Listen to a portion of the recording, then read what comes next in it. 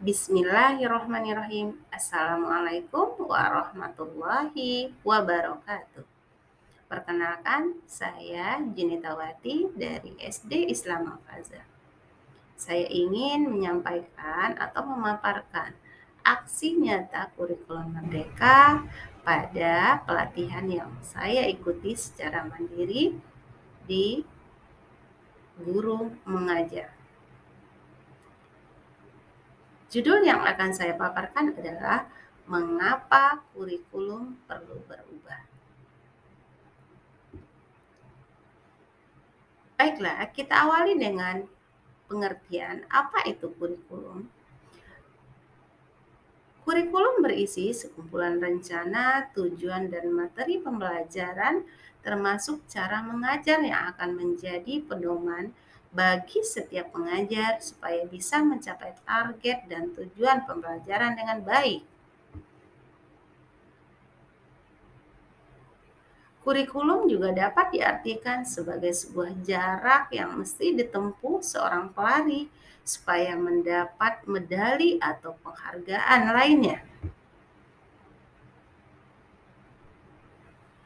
Kurikulum juga merupakan pedoman penyelenggaraan kegiatan pembelajaran di satuan pendidikan untuk mencapai tujuan pendidikan tertentu. Nah, apa fungsi kurikulum?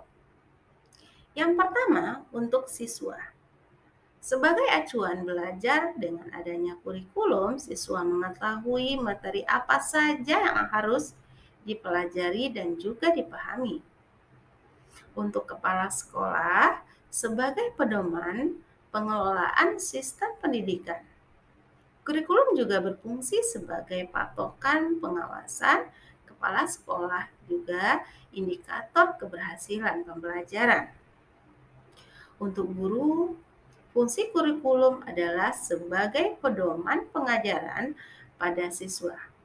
Kurikulum memberikan patokan yang jelas tentang proses pengajaran, juga materi yang harus diberikan pada anak didik. Untuk masyarakat, fungsi kurikulum, terutama orang tua siswa, adalah sebagai pedoman dalam pengawasan siswa. Pemahaman orang tua terhadap kurikulum dapat menentukan pola didik dan tercapainya keberhasilan kurikulum pendidikan sekolah pada seorang anak. Nah, apa sih tujuan kurikulum? Tujuan kurikulum yaitu sebagai alat pendidikan untuk menghasilkan siswa yang berintegrasi. Kurikulum juga membuat siswa mengerti sistem pendidikan yang diterapkan, sehingga siswa dapat memutuskan pendidikan yang ia inginkan di jenjang selanjutnya. Mengapa kurikulum perlu berubah?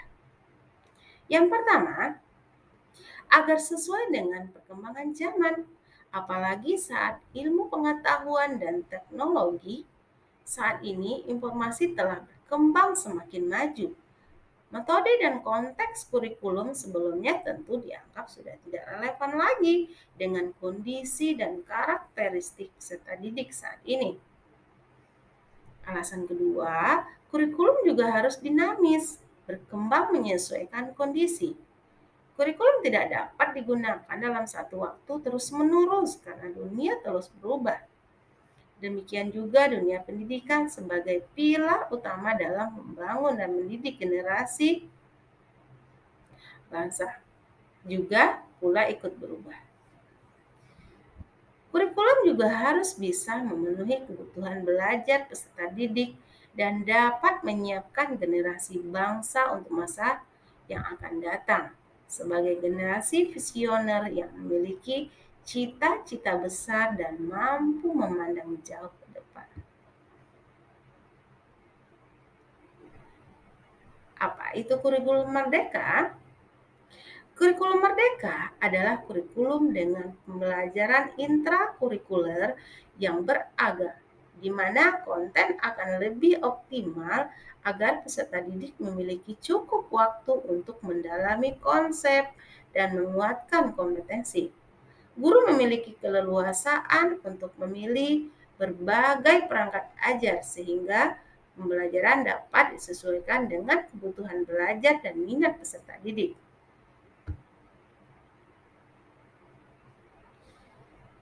Nah, apa sih karakteristik kurikulum merdeka? Ada 3 karakteristik kurikulum merdeka. Yang pertama adalah berbasis project. Pembelajaran berbasis project melalui proyek penguatan profil Pancasila atau P5.